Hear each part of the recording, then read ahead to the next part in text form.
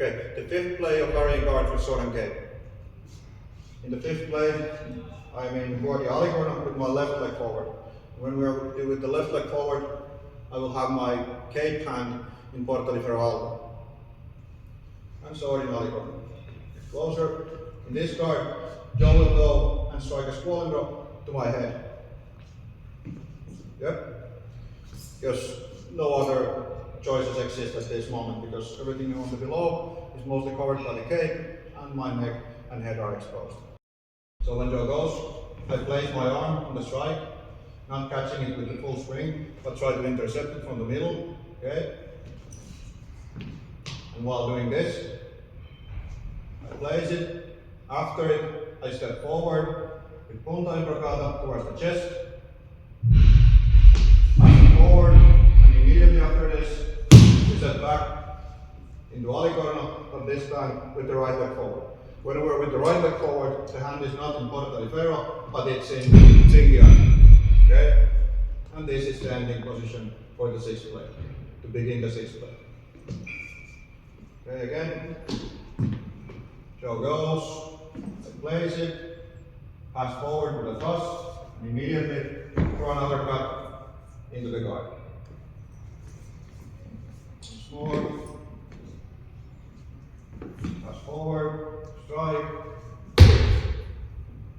and into Dall'Agocchie with the right leg forward. The sixth play, the final play of dall'Agocchie's parrying guard with the sword and cape. I'm going to start with my right leg forward in Dall'Agocchie.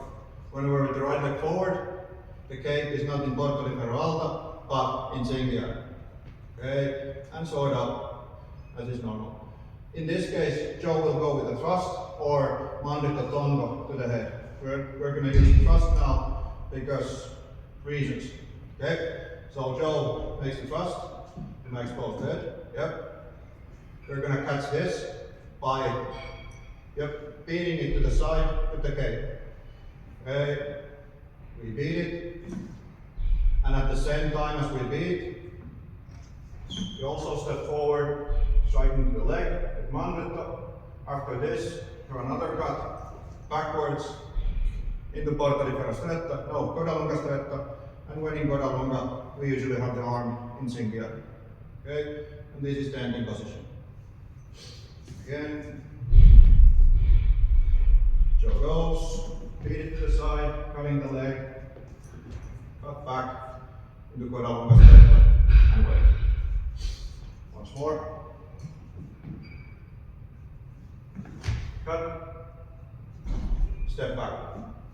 So the biggest difference between the fifth and sixth play is that in the sixth play, Joe is throwing a strike.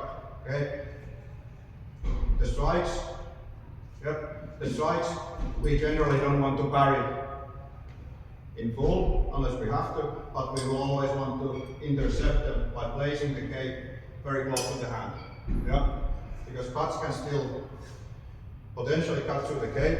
Most of all, it's still an iron bar that will beat your arm. Okay? So we'll want to intercept the cut. When Joe is thrusting, the preferred method is to slap it to the side. Because unless we get poke plate, which is of course bad because it probably goes through the cape, but if we get to beat it to the side, it will be totally safe, leaving our opponent open for a strike. Yep. Okay, so to make the fifth play a bit more dynamic, we know that in nature, Joe shouldn't go and strike me with one tempo and intention. Joe should be going for freeplay first, usually provoke, or I would be doing imitation or something. But now we can start exercising this thing so that Joe starts with a provoke. For example, if I'm in left leg Dall'Agocchie here, Joe could go and thrust punta riversa towards my face from the left side. Yep, but maybe go with the step like so. Yep. So Joe could provoke me with this, and now, after I move, go for this. So this gives us more realistic tempo in terms of Polonaise fencing. Okay, so I'm waiting here, Joe provokes, okay, Joe goes, and yes. again, Joe provokes here. Now do the same thing. Joe jumps back, and we're in the beginning. Okay. Again, Joe provokes. Step, pass, go back. The same thing could be done in a more dynamic way so that we move around a bit. Okay, I'm trying to stay in the left leg, dall'Agocchie. Okay, Joe can throw strikes here, go. Yep. Simple stuff. 1-2s, ending with the cut that is in the play for now. Okay, and my job is to move and try to see the tempo and situation where I should make my counter. Yep. So Joe can provoke. Okay, like this. And then try to find the moment and keep repeating this. Maybe I'll do it for 3 times, then Joe does it for 3 times, and like so. So that we can incorporate the technique and the play into more dynamic situation. It doesn't have to be very difficult, and it shouldn't be, but it's really important that we gap the distance between the technical practice and the free flow practice. Yeah, let's go with this. Okay, the 6th play, and also make it a bit more dynamic, the same way as before in the 5th play, still working for sure. So now I'm in the right leg, dall'Agocchie. Sorry, high, okay, it's in here. Okay. Joe is supposed to go with the thrust towards my face, repeat it to the side, cut, step back. Now again, to make it a bit more dynamic, Joe could start, if I'm here, you can again start with the punta reversa. Yep. Okay, pull it back, and now go with this. It's a similar attack as in the first play. Feint with strike, strike with intention. Okay. Joe goes. Okay. This, catch it. Step back. Yep. Joe goes. Okay. Catch it. Step back. When we practice it like this, it puts our attention to important parts like the tempo. For example, if you do it slowly, when Joe goes, okay, clearly this is the provoke. We cannot twitch too much because if I twitch here too much, I'll get stabbed in the next half tempo. Okay, so I need to be careful about observing what Joe does.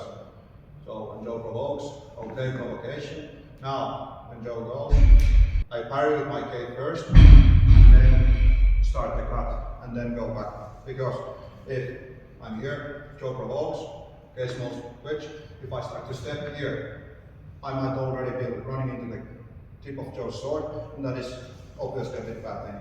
So, Joe provokes, okay, I need to wait, parry, then start the rest of the motion.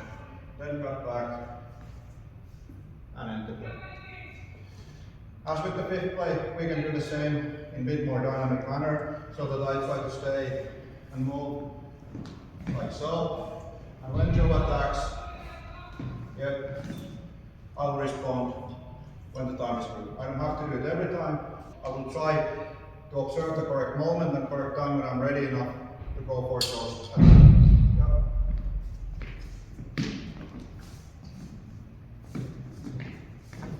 So, cut, step back, and repeat.